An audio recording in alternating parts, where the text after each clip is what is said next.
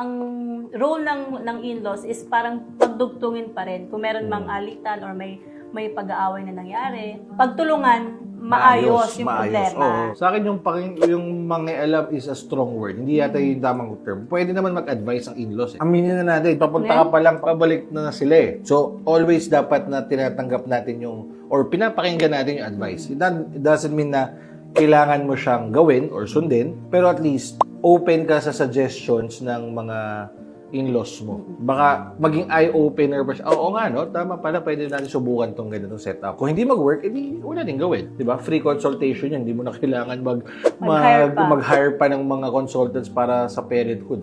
Kasi sinang best na magiging consultant mo sa pagiging parents kung naniniwala kang maayos yung kinalabasan as a tao, kagagawa ng magulang mo yun. So makinig ka sa kanila. Kung paano ka nakikinig nung lumalaki ka, pinagdaanan din nila yung pinagdadaanan natin.